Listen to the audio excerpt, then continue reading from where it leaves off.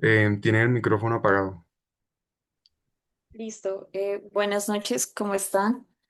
Mi nombre es Sara Rodríguez, estoy en quinto semestre y con mi compañera Isabel Ramos les vamos a presentar el día de hoy Leishmaniasis.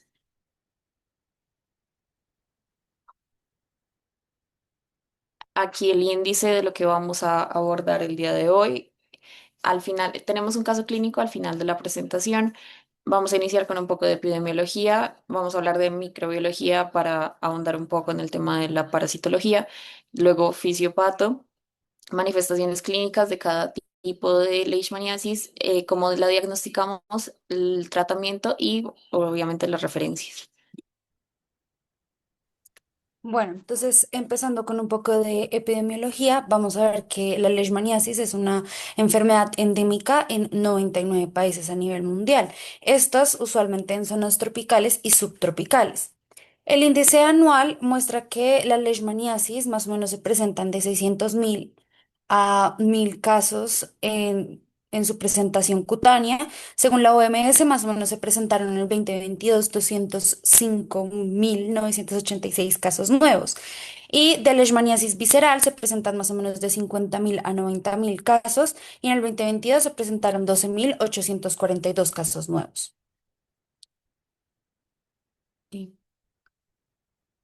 Em, la leishmaniasis cutánea a nivel mundial pues va a tener tres regiones epidemiológicas base.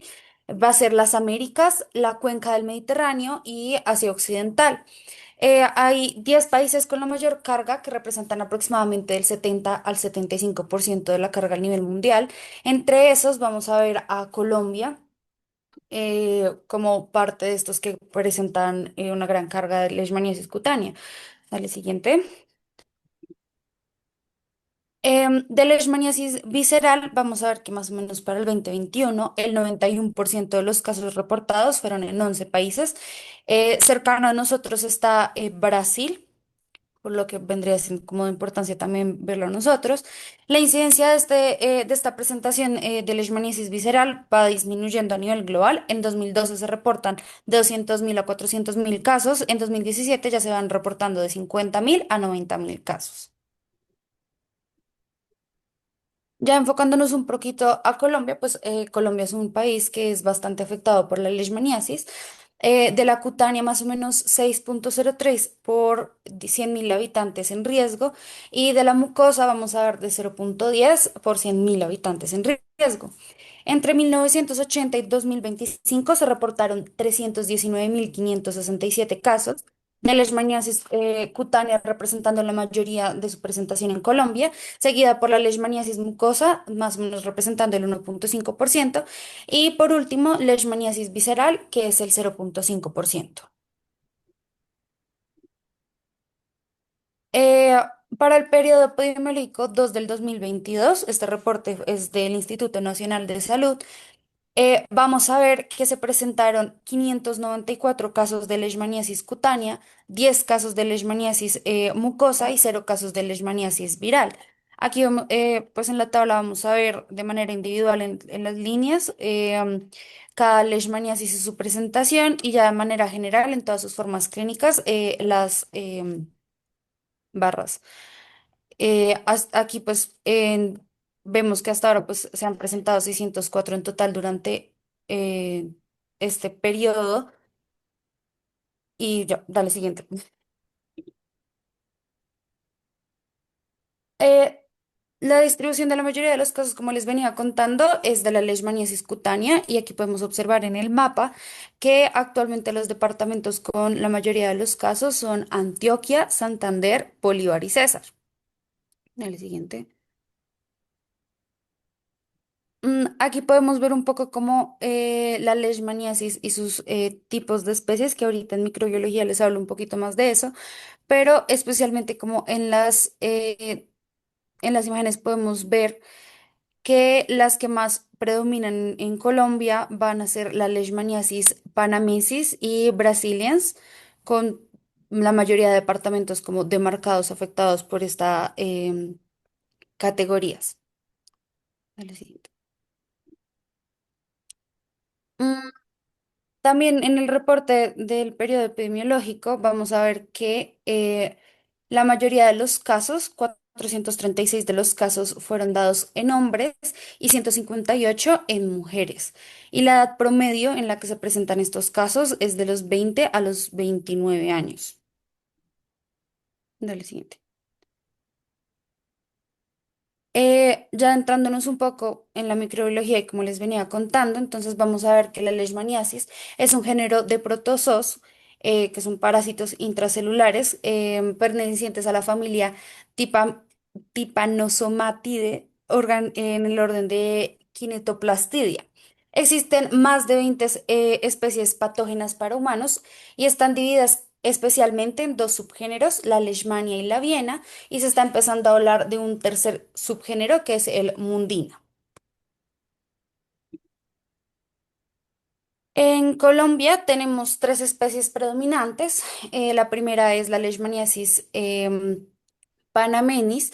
Esta está en el 61,3% de los casos registrados entre 1980 y 2001 y en el 33,5% en el personal militar.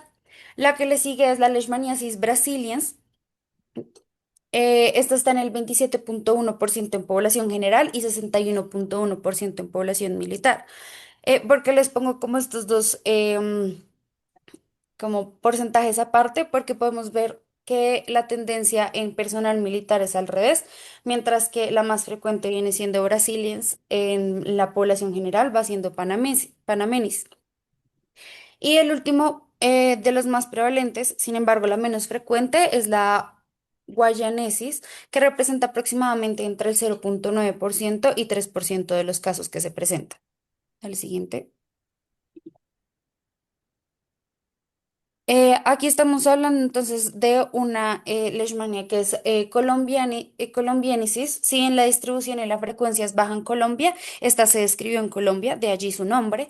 Esta se ve más en los departamentos de Antioquia, especialmente en Río Grande y San Carlos en los humanos y en Santander en el Carmen, San Vicente de Churrí, más en los vectores. Esta presencia también se ha visto en Panamá. Y sus manifestaciones clínicas, este agente se presenta más en leishmaniasis cutánea. En Colombia no existen reportes en su forma mucosa o visceral. Hablando un poco pues de su morfología, vamos a ver que este parásito tiene dos presentaciones. Tiene la de bromastigoides, que es la parte que está en la forma que está en su vector. Tiene unos que son logarítmicos, que son, van a ser las células inmaduras del parásito, con una cubierta celular delgada, un flagelo corto, un bolsillo flagelar pequeño y vacío, y un citoplasma laxo lleno de retículo endoplasmático y un complejo de Golgi. Y la otra es los bromastigoides metaclínicos, que esta ya es su forma infecciosa, que estas son completamente diferenciadas y no divisorias. Su cubierta celular es mucho más engrosada y prominente. Tiene un flagelo largo, más o menos de 15 a 20 micrómetros de longitud. Tiene un bolsillo flagelar distendido lleno de material secretorio y va a tener pocos organelos citoplasmáticos, excepto por los gránulos electrodensos abundantes. Y la otra forma es la masticoide, que esa es la forma que se encuentra en el hospedero. Esta no va a tener una forma flagelada, sino que va a tener una forma más redondeada o ovalada, de más o menos de 4 a 5 micrómetros de diámetro. Esta va a tener gránulos citoplasmáticos electrodensos, bolsillos flagelares agrandados con material secretorio, pero van a carecer de una cubierta celular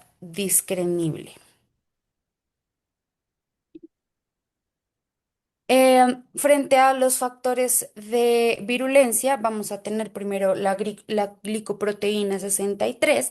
Esta va a ser una metaloproteasa fundamental para la virulencia de la leishmania.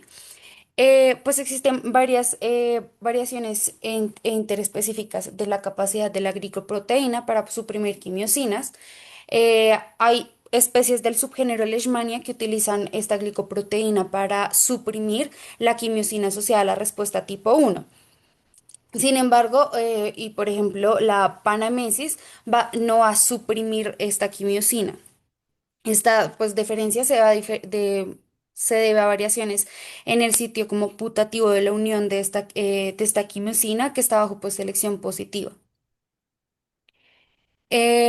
Luego tenemos también el virus LV1. Esta pues va a estar en algunas cepas, especialmente de la Leishmania guayanis y ocasionalmente en la brasiliensis. Va a representar un factor de virulencia adicional. Este básicamente va a ser un virus endosimbiótico que va a modular fuertemente los sensores del ARN en el hospedero y el linfosoma en el ERP3, contribuyendo pues particularmente en sus formas más agresivas de leishmaniasis mucocutánea en Sudamérica. También la variación de número de copias y diversidad proteica, esto van a estar como unidos en cepas como la Panaminis, con diferentes pues, niveles de virulencia, revelan que el número de copias va a ser como, va a identificarse 66 genes novedosos que son potencialmente relacionados con la virulencia de estas leishmanias. Y la última es la capacidad metastásica, que básicamente va a ser en especies Viena, que va a tener una mayor capacidad adaptativa y una habilidad metastásica como comparada con especies del subgénero Leishmania, más o menos entre el 1 y el 10% de los pacientes infectados con especies de Viena desarrollan leishmaniasis mucocutánea, siendo la brasiliensis la de mayor riesgo, seguida por la guayinesis y la panamesis.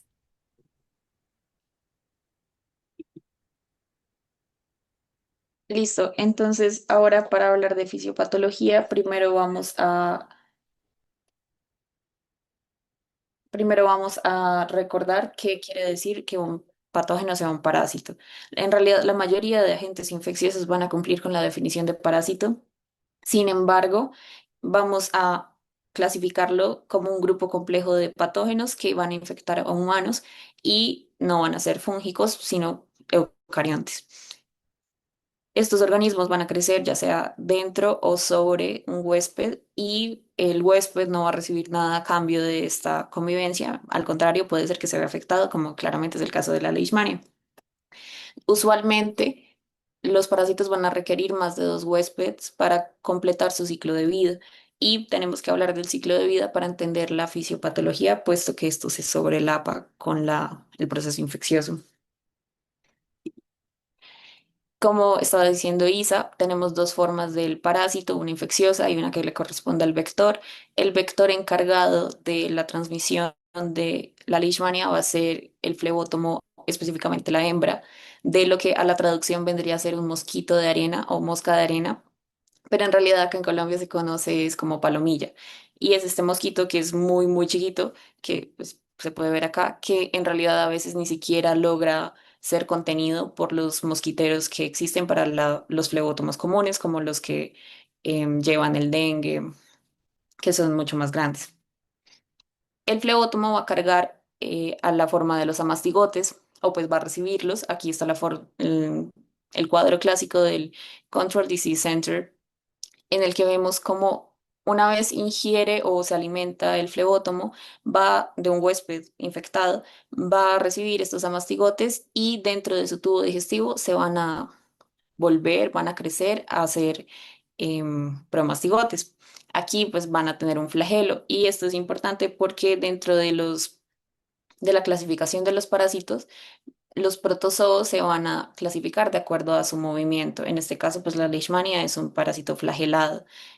Gracias a este flagelo, luego van a migrar hacia el proboscide, que es el órgano tubular alargado que tienen la mayoría de flebótomos, o lo que conocemos coloquialmente como el pico, y aquí van a empezar a irrumpir con la alimentación común del mosquito, hasta que eventualmente en la próxima ingesta que tenga el mosquito los va a regurgitar. Así es como se llega al nuevo huésped, con esta forma infecciosa para los humanos. En este momento, en los humanos, lo que probablemente ocurre en primera instancia es que lo reciba alguna célula polimorfonuclear o una célula de Langerhans, incluso que pues va a tener toda la recepción inmune correspondiente a la célula en la piel. Como podemos ver acá de una forma más amigable, tenemos el promastigote una vez la persona es picada por el flebótomo y independientemente de la célula que lo reciba en primera instancia, ya sea un neutrófilo, una célula de Langerhans, este va a llegar al fagolisosoma con la intención de obviamente erradicarlo. Sin embargo, pues esto no siempre es posible gracias a los factores de virulencia de los que estaba hablando Isa. Aquí podemos apreciarlo de mejor manera que los neutrófilos, una vez reciben a los promastigotes, van a activar su fagolisosoma y van a tratar de erradicarlos a través de la liberación de trampas de las NETs, que son las trampas inherentes de los neutrófilos. Ellos van a creer que se realizó el trabajo y por ende van a llegar a hacer muerte celular programada o apoptosis. Y con esta muerte celular programada se van a liberar las interleucinas 8 y 1 que van a ser específicamente quimiotácticas para los macrófagos. También vamos a liberar factor de necrosis tumoral, CCL2, que se va a unir al receptor CCR2, que también es un factor quimiotáctico, es otra interleucina muy pequeña que llama en manera mucho más exagerada a los macrófagos, y fosfatidilcerina, que es una proteína de membrana de los neutrófilos que una vez ellos mueren, también es un factor quimiotáctico súper importante a la hora de llamar más células polimorfonucleares, específicamente los macrófagos. Una vez llegan los macrófagos al sitio, estos van a hacer eferocitosis, que era cuando una célula inmune ingiere otra célula inmune o endocita otra célula inmune, y aquí es donde se completa el ciclo esperado de la leishmania, porque acá ya puede volver a ser una mastigote. Y este mecanismo se conoce como caballo de Troya, porque como vieron, el parásito sobrevive a todos los mecanismos de defensa del sistema inmune previos y llega hasta la supervivencia dentro de los macrófagos. Una vez entran en los macrófagos, pueden empezar a diferenciarse nuevamente en amastigotes. Y aquí ellos no solo se multiplican por fisión binaria, sino que también crecen en una cantidad alarmante. Entonces va a llegar un momento en el que los macrófagos no sean capaces de retenerlos y también, pues, mueren. Esto aquí va a depender de varias cosas, tanto los factores de virulencia del patógeno, pues de la leishmania en este caso, como del sistema inmune, de la respuesta inmune del huésped. Como decía Isa, la leishmania tiene unos factores de virulencia que permiten inhibir la vía TH1. Y pues la vía TH1, o pues la diferenciación del linfocito CD4 a TH1, es fundamental para generar la respuesta inflamatoria que es necesaria para poder o lograr lidiar con estos patógenos. Sin embargo, cuando se inhiben por la liberación de interleucina 4, se enciende la vía TH2, pues que más que ser una vía antiinflamatoria en este caso, va a ser una vía de inmunosupresión, que no nos conviene para contrarrestar toda la infección de la leishmania. Entonces aquí, pues si tenemos la diferenciación de la vía TH1 con los macrófagos M1, puede ser que logremos contrarrestar la infección y se dé una resolución espontánea de la enfermedad, pero eso no suele ser el caso. Lo que suele ocurrir es lo contrario y que tengamos diferenciación de la vía TH2 con macrófagos M2 que no ayuden con la erradicación del parásito y por ende se dé el curso natural de la enfermedad. Con la vía TH1 también es fundamental recordar que tenemos la expresión de interferón gamma y con el interferón gamma la respuesta de los macrófagos sí es suficiente, sí logra contrarrestar la infección de la leishmania. Sin embargo, cuando no está presente el interferón gamma y tenemos, por decir, factor de necrosis tumoral, por sí mismo, eso sí no va a ser suficiente. Se necesita que este esté junto el interferón gamma, que hagan sinergia para que pueda hacer una respuesta eficiente.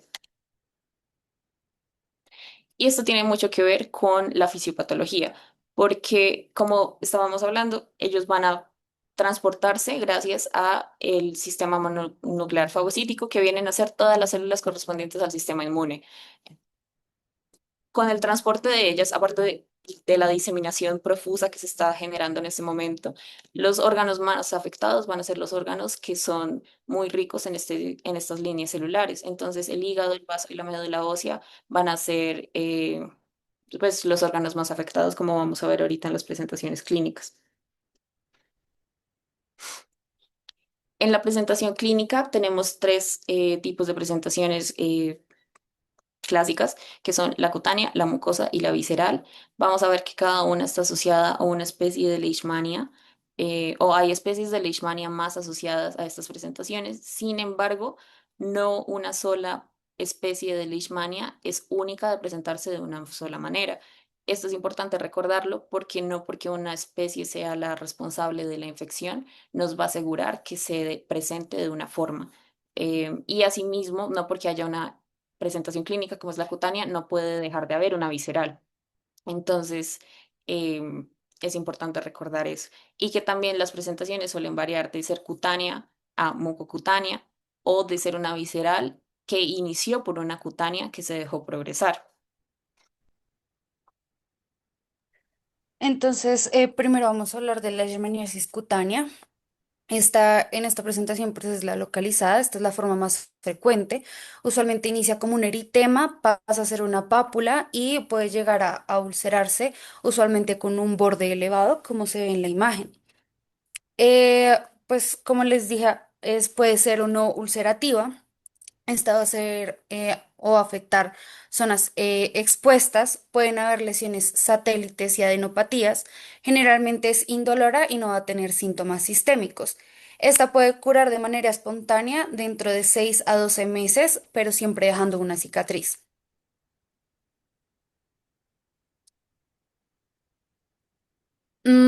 La leishmaniasis cutánea difusa va a ser como la infección diseminada crónica, va a tener placas, pápulas o nódulos sin ulceraciones. Esta va a ser predominantemente en cara y en extremidades y va a tener lesiones generalmente asintomáticas. La leishmaniasis recidivans va a ser una forma poco común y recurrente. Estas son usualmente lesiones satélites con bordes que parecen estar cicatrizando o curando. Sin embargo, como dentro de ellas vamos a ver la lesión activa. Esta puede llegar a tener o tiene una evolución crónica y puede llegar a tener hasta 20 años de evolución.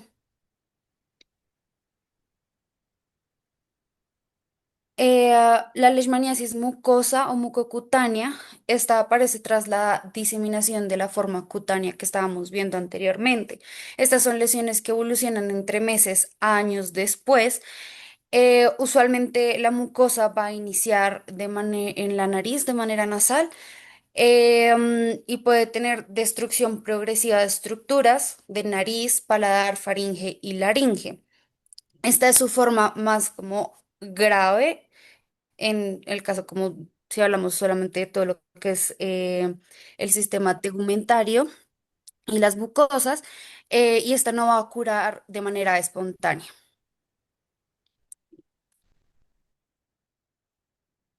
Bueno, con la presentación de la leishmaniasis visceral, que como estaba diciendo, está muy relacionada con la fisiopatología desde el ciclo de vida del parásito.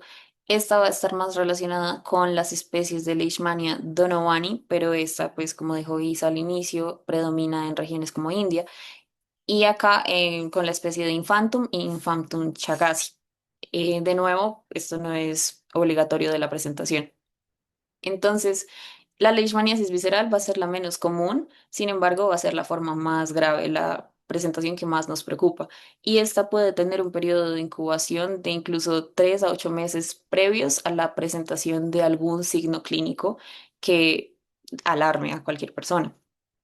Esta sintomatología puede ser de precipitación súbita o gradual. En el caso de que sea súbita, pues sí, normalmente se instaura con fiebre y los picos febriles suelen ser intermitentes. Depende de la literatura, dice que son interdiarios o cada 2 días y mayores a 39 grados. O si la sintomatología es de precipitación gradual, tenemos también astenia, dinamia, hiporexia y pérdida de peso, que hace que esto se pueda confundir con neoplasias, pues la similitud con los síntomas B.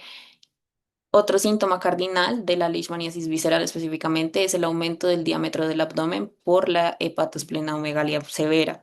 Y esto se describe como severa debido a que incluso el vaso puede llegar a pasar la línea umbilical. Y la hepatomegalia puede ser tan grave que empieza a afectar incluso las líneas celulares. Entonces tenemos síntomas adicionales como anemia, leucopenia, trombocitopenias. Asimismo, tenemos síntomas cutáneos como la serodermia y la pérdida de la elasticidad cutánea. Y junto a esto, se ha descrito que los pacientes con leishmaniasis visceral empiezan a tomar una tonalidad gris, grisácea, aparte de que se vuelven pálidos por las anemia y las afecciones mencionadas previamente. Y esto se traduce del hindú y urdu a Kala-Azar, que es otro nombre por el cual se conoce la leishmaniasis visceral. Por otro lado, también tenemos hipergamaglobulinemia, que se debe a la constante estimulación de linfocitos B, que a pesar de que no son muy efectivos porque los anticuerpos circulantes no logran contrarrestar la infección, estos van a aumentar las proteínas totales y podemos tener una inversión de la albúmina con la globulina. Y también se podría ver en la clínica como vasculitis, glomerulonefritis e incluso lesiones cutáneas que serían explicadas por la disminución del complemento, específicamente del C3 y del C4.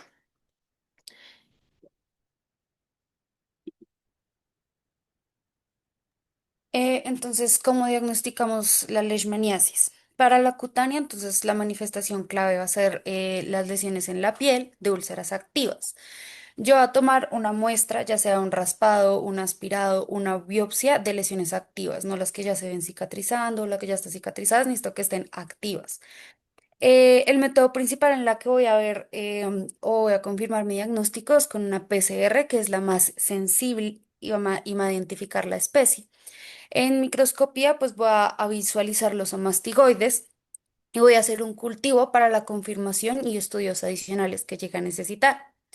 Estas tienen una sensibilidad limitada, por lo que se recomienda usar como varias técnicas, usarlas juntas.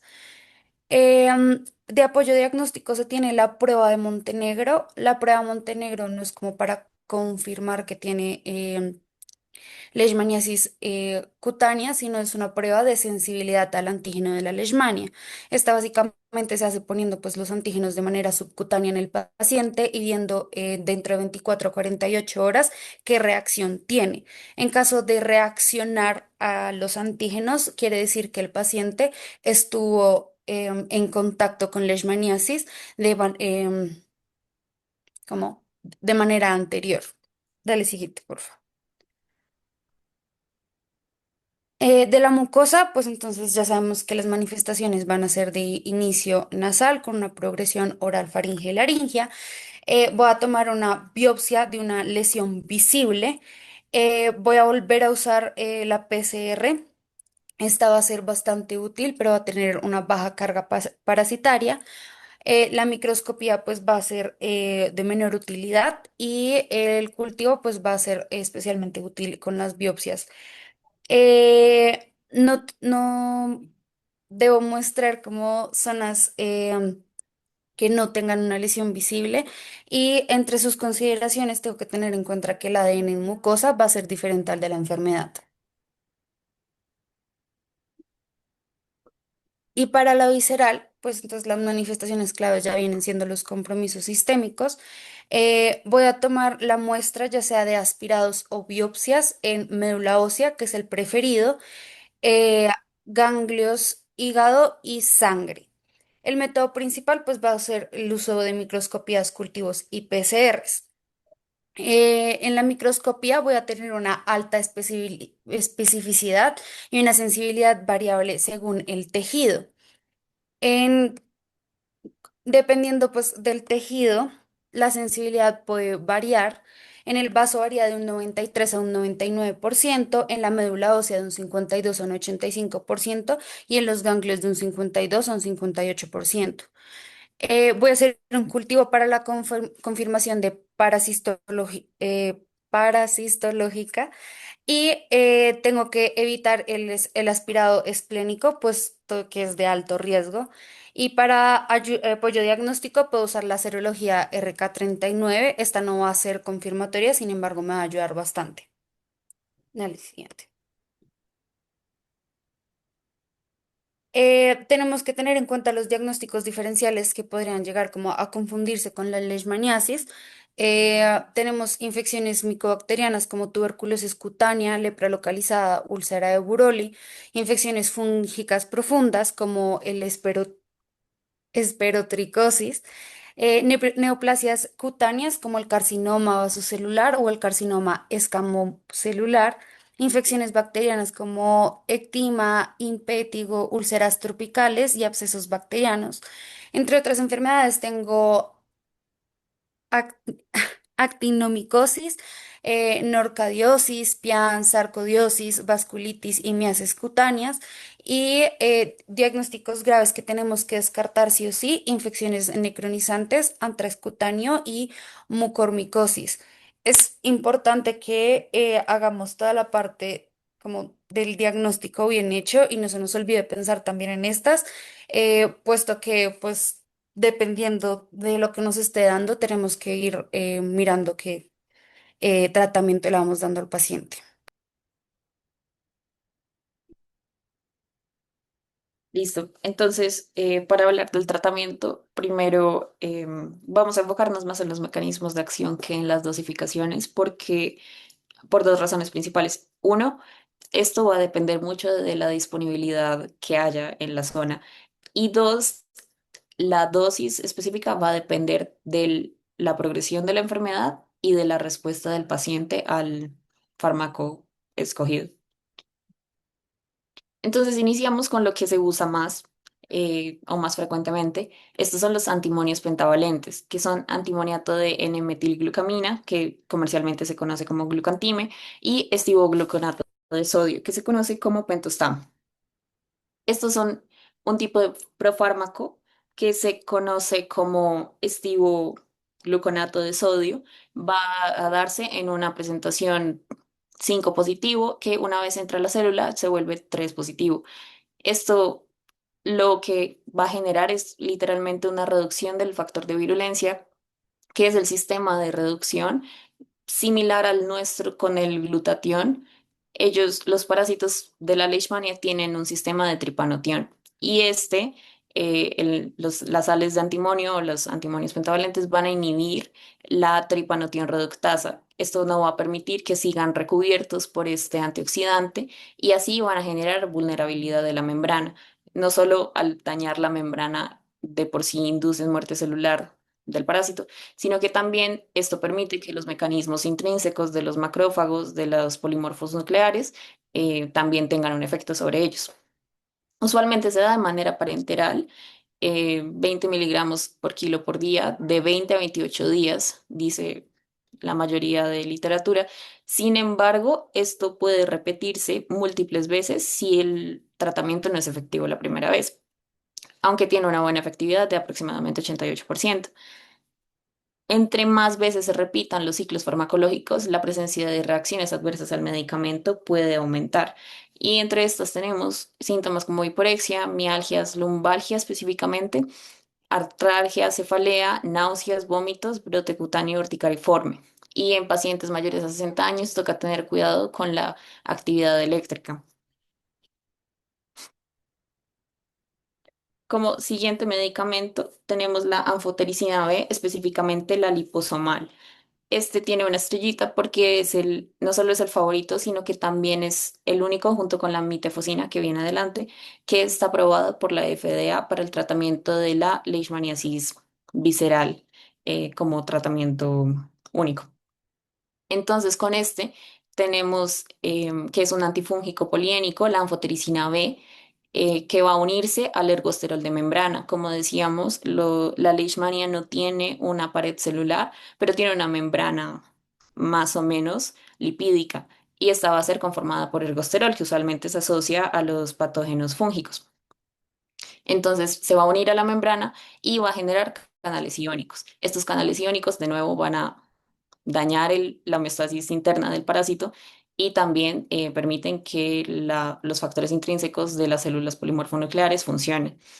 La parte del liposomal hace referencia a que este viene en presentación de liposomas, que son básicamente vesículas lipídicas en las que viene el medicamento dentro de ellas. Entonces, esto no solo nos asegura que el medicamento sea entregado desde adentro, sino que también llegue directamente al parásito.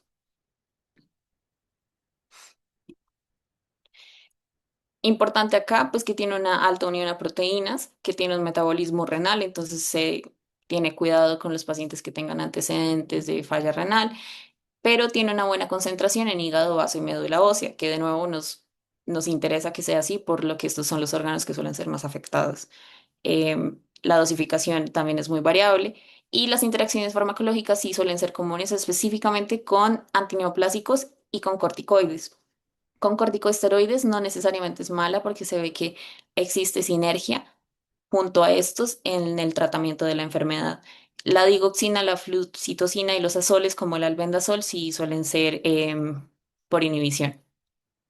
De efectos adversos al medicamento tenemos los mismos que de las sales de antimonio y también tenemos que tener cuidado en los pacientes mayores de 60 años. Ya continuando con la mitefosina, que se conoce comercialmente como Impavide, este es el otro que está regulado por la FDA para el tratamiento tanto de leishmaniasis visceral como mucocutánea, que va a ser un antiprotozoo análogo de la fosfocolina. De nuevo, este va a irrumpir la membrana parasitaria, alterando el metabolismo lipídico y también se cree, porque ninguno de estos mecanismos de acciones se tiene 100% certeza, así como si hay otros fármacos en la literatura, pero se cree que también altera la señalización celular y el anclaje al glicofosfatidinosidol, que es una proteína de anclaje de membrana fundamental para la estructura de la misma. Aquí también son mínimo 28 días de tratamiento con 150 miligramos por kilo por día y con este medicamento sí se presentan altas tasas de vómito y diarrea, o sea, la mayoría de pacientes, 60% presentan este síntoma. Asimismo, hay que tener cuidado con las transaminasas hepáticas y la creatinina en suero porque suele haber afección. Por ende, también toca tener em, mayor supervisión en personas que tienen antecedentes hepáticos y renales. Está súper contraindicado con personas que han tenido alguna hipersensibilidad a, a otros antiparasitarios y en personas con síndrome de Sjögren o en embarazadas por el potencial teratógeno. Luego seguimos con el isetionato de pentamidina, que va a interferir con la síntesis de poliaminas y la actividad de la ARN polimerasa. Sin embargo, este, por más útil que suene, en realidad no se usa mucho, em, pero igual es importante mencionarlo. Este sí tiene un metabolismo hepático y una vida media larga, que es una razón por la que sí se puede escoger. La dosis es de 4 miligramos por kilo por día de por medio y suele ser intramuscular porque cuando proporciona directamente puede generar hemólisis. Como reacciones adversas al medicamento, este sí tiene eh, una lista más larga, pero estos son los más importantes, como la hipoglicemia, hipotensión y arritmias, disgeusia, que genera un mal sabor en los pacientes y esta es una razón de mala adherencia al tratamiento, náuseas, vómito, nefrotoxicidad, hiperpotasemia, hipocalcemia, hipomagnesemia, básicamente desequilibrios electrolíticos, leucopenia y trombocitopenia, junto con hepatotoxicidad. Por lo mismo, toca monitorearlo de manera cautelosa y también está muy contraindicado en el embarazo por el mismo potencial teratógeno. Luego tenemos la paromicina, que es un antibiótico aminoglucósido, por ende tiene el mismo mecanismo de acción que todos los antibióticos aminoglucósidos, que interfiere con la síntesis de proteínas en la subunidad ribosómica 30S, específicamente este en la 18S. Va a alterar también el potencial de membrana del parásito, por ende también pues, la hace más vulnerable y también nos sirve de manera tópica en la leishmaniasis cutánea. Esta dosificación va desde 15 miligramos por día, dependiendo de la respuesta del paciente, y puede ser 21 días o 17 días, lo mismo dependiendo de la respuesta del paciente. Toca tener mayor precaución con las personas con antecedentes renales y hepáticos e incluso con personas que tienen recurrencia de alteraciones óticas por la afinidad que tienen estos antibióticos al oído medio. Aquí hay un pequeño resumen de los mecanismos de acción y también las dosificaciones, sí, en esta tabla. Es bueno, este cuadro me gusta porque nos dice cómo de manera cutánea, en caso de que la infección sea 100% seguro o que se crea que es 100% cutánea, se puede hacer terapia local y esto quiere decir que podría no hacerse de manera sistémica. Por ejemplo, las sales de antimonio se pueden hacer por infiltrado y se colocan de 3 a 5 centímetros cúbicos en la zona lesionada y se evita el tratamiento sistémico. También junto a esto se puede hacer terapia local como crioterapia o termoterapia con electrodos que vienen a ser de electrodos de 50 a 60 grados centígrados que se colocan intermitentemente para así también promover la muerte de los parásitos que están más superficialmente. Y de manera dermatológica también existe la ayuda de la pentoxifilina, que es un inmunomodulador que ayuda a mejorar la vasodilatación alrededor de la zona para que también lleguen más células em, polimorfonucleares del sistema endotelial. Luego ya también el problema con eso es que igualmente se refiere o se prefiere la terapia sistémica, porque esto nos va a asegurar que no haya una migración del patógeno a la vía cutánea o pues que no tenga presentación cutánea ni mucho menos visceral. Entonces, si se decide la vía sistémica o ya con la mucosa y la visceral, sí o sí tiene que ser terapia sistémica, no puede ser otro tipo de terapia. Ahora, en los lugares donde prevalece la leishmaniasis, se ha visto resistencia a los medicamentos mencionados, específicamente más que todo a las sales de antimonio, pues que son los más usados, a los que más se recurre. Y esto antes no se sabía, de hecho, en el libro de Parasitosis Humanas de David Botero, que es como la base de parasitología acá en Colombia, no se menciona nada sobre esto, pero últimos estudios muestran que tiene que ver con la presencia de aquagliceroporinas 1 o aquaporinas. Estas aquaporinas van a variar en cantidad de acuerdo a la presentación y por ende se cree que depende de la especie de leishmania que sea la infectante.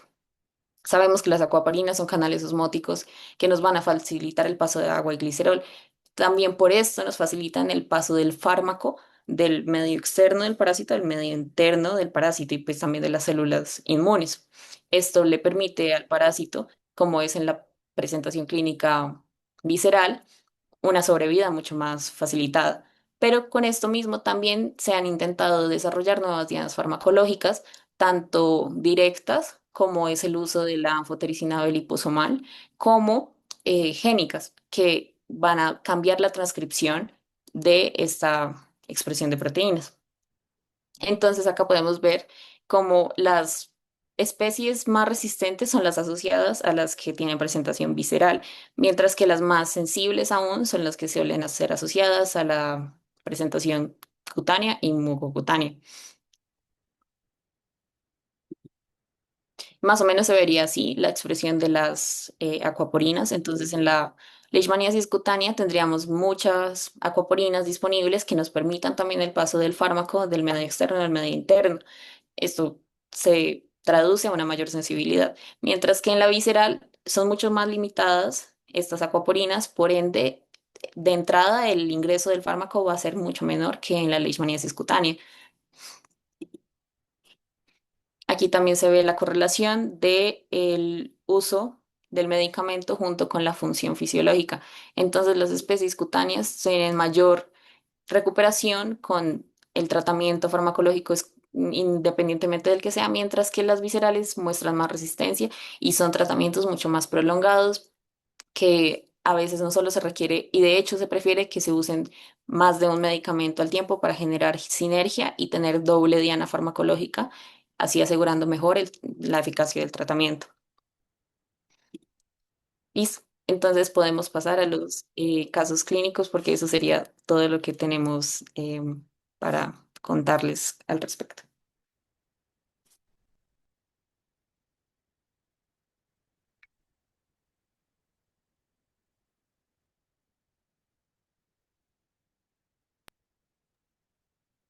Buenas noches. Pues yo tengo una pregunta. En el caso de que haya que hacer combinaciones de fármacos contra la leishmaniasis, ¿cuáles serían las dos combinaciones que se preferirían? Ok, entonces, según lo que dice la FDA, y el ideal sería la unión de mitefosine con anfotericinaba y liposomal. Debido, o sea, por esta razón también son las únicas que están aprobadas por ellos. Sin embargo, ya aterrizándolo más al caso de Colombia, lo que se usa más o de manera más frecuente es las sales de antimonio, independientemente de cuál esté disponible, con cualquier otro coayudante que se tenga disponibilidad. Idealmente, reitero, eso sería anfotericinaba y liposomal, en especial también para el caso de la visceral, anfotericinaba y liposomal. Listo, muchas gracias, Sara. No a ti. No sé si alguien tiene otra pregunta antes de que sigamos con los casos.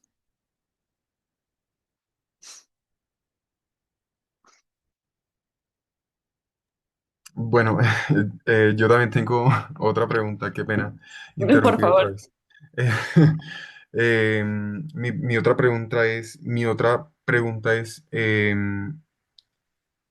mencionaban que en la leishmaniasis cutánea se podría tanto el medicamento a nivel local como a nivel sistémico, pero ¿qué depende de todo eso? Porque igual si hay manifestaciones más graves, como por ejemplo en la mucosa y en la visceral, pues lo ideal sería fármaco sistémico. Entonces, ¿cómo definimos si una persona se beneficia más de una terapia tópica a nivel cutáneo versus una terapia más sistémica si tiene manifestaciones cutáneas? ¿O sería más que todo por el fenotipo de la leishmaniasis, como lo decían anteriormente? O sea, si de pronto es una leishmaniasis difusa o algo parecido, ¿o de qué depende?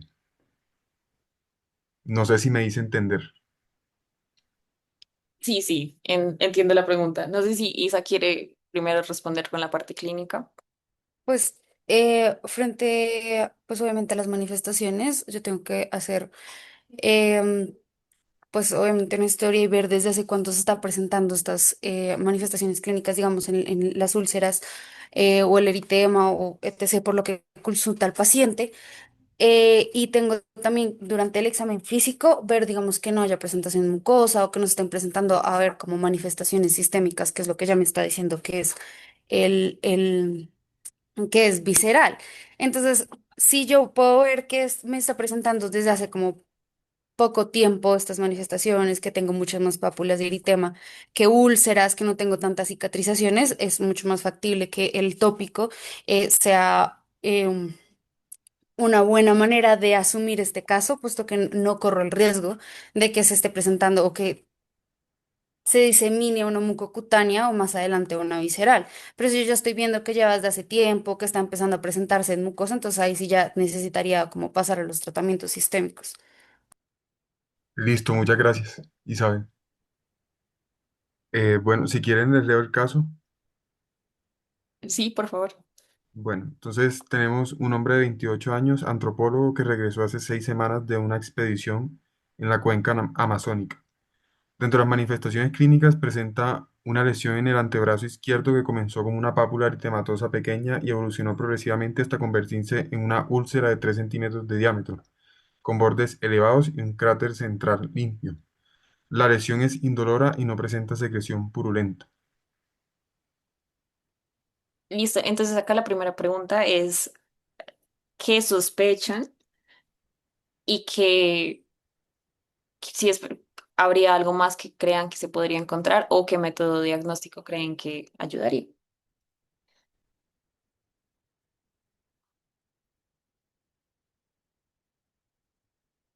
No sé si alguien se anime a responder.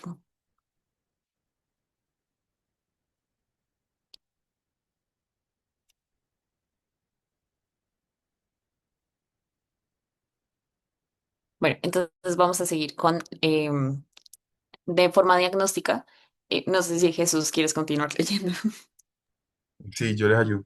Gracias. Entonces, en el diagnóstico se realizó un raspado del borde de la úlcera teñido de Giemsa, observándose amastigoides, cuerpos de Leishman-Donovan dentro de los macrófagos. La prueba de PCR confirmó la especie de Leishmania brasiliensis, perdón. Súper. Entonces, teniendo eso en cuenta, la confirmación clínica que nos da, ¿cuál vendría a ser el tratamiento? No sé si alguien quiera también.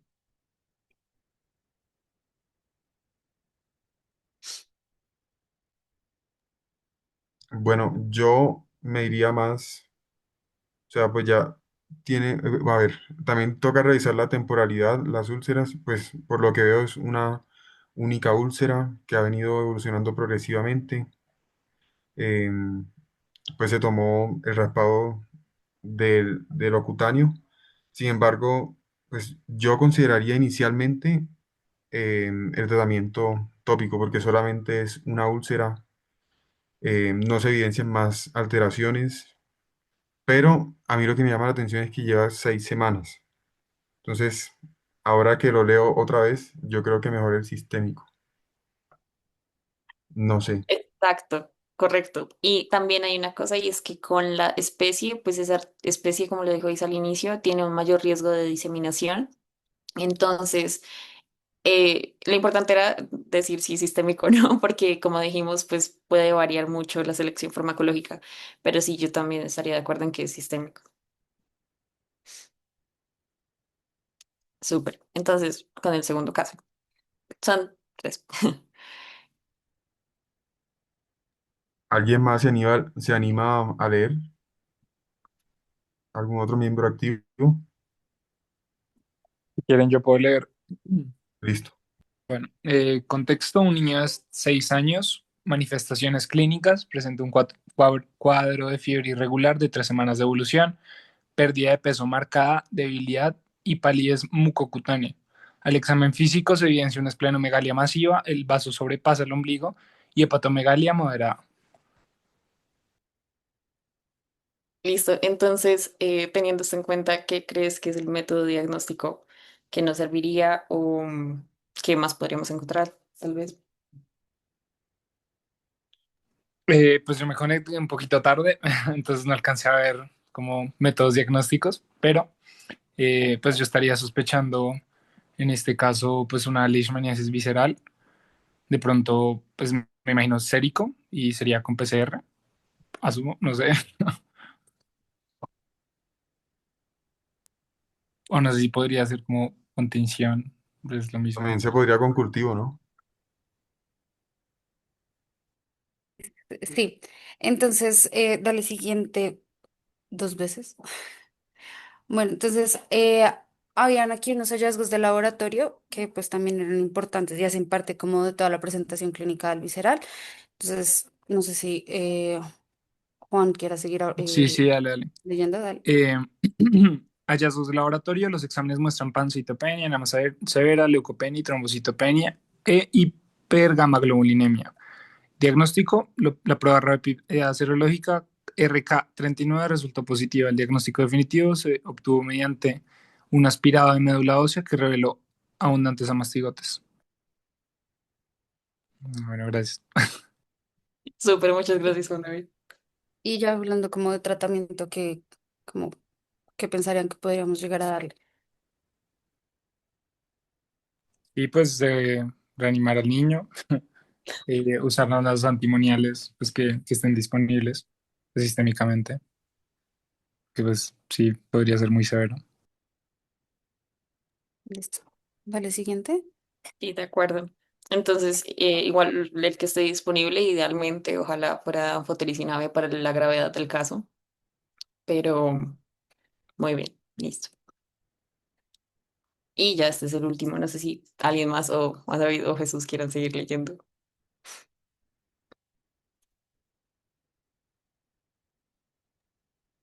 Anímense, muchachos.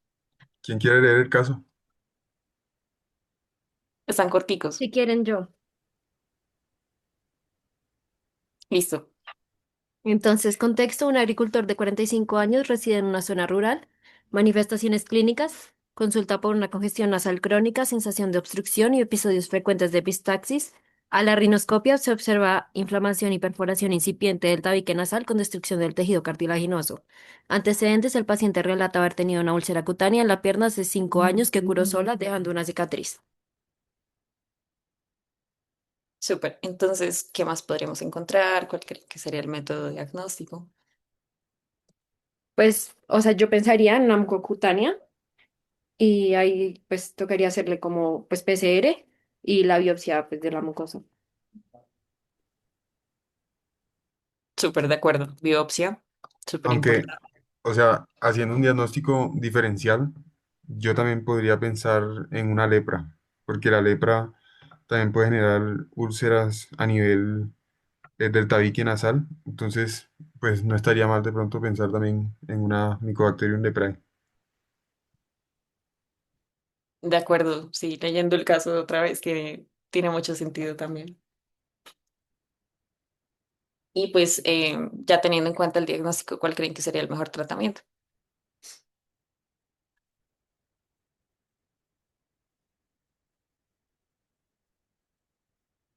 El sistémico, De acuerdo, eso es. Literalmente el que sea, pero que sea sistémico. Aquí, pues en este caso, habíamos colocado anfotericina y mal de nuevo por lo que es la favorita, pero lo que esté disponible. Y pues ya con eso cerramos con unos mensajes. Muchas gracias por ayudarnos con la participación, con unos mensajes para llevar a casa. Pues especialmente que esta charla es importante por la leishmaniasis. Acá en Colombia sigue siendo una enfermedad pues muy presente, endémica en muchas regiones del país, especialmente rurales y selváticas, que hacen que aumente la prevalencia de la misma por todo el terreno y territorio que tenemos acá en Colombia, que de nuevo afecta principalmente a poblaciones rurales y personas con barreras de acceso a salud. Uy, ese está terriblemente escrito, perdón, pero zonas con conflicto, pobreza, que también es importante tener en cuenta por las medidas de prevención y los factores de riesgo, que también el diagnóstico temprano nos va a ayudar a tener un mejor pronóstico, por lo que hablábamos de los tiempos de incubación, de la presentación sintomatológica que puede tener un paciente tanto tiempo después de la infección y que el sistema inmune va a definirnos el curso de la enfermedad. También, pues, los básicos del parásito, que espero que no haya sido muy aburrido. Y todo el sistema de la fisiopatología, en realidad lo importante, como es la evasión al sistema inmune, que a través de todos los factores de virulencia que presenta el parásito, termina diseminándose por todo el sistema retículo endotelial. Y los tratamientos, como creo que quedó claro porque lo hicieron muy súper bien, los antimoniales pentavalentes, la anfotericina B con el mitefusine y, de acuerdo a la forma clínica, tomar las prevenciones necesarias. Creo que eso sería todo y pues muchísimas gracias. Acá está la bibliografía que usamos también y pues muchísimas gracias por la atención y por el tiempo. no, muchísimas gracias a ustedes, Sara e Isabel. Muy buena revisión de tema, quedaron muy claros los conceptos. Eh, y bueno, no me han llegado preguntas al chat, no sé si a María José o a Manuela le han llegado preguntas. Y bueno, de antemano los queremos invitar a nuestra próxima revisión de tema que será sobre síndrome febril tropical.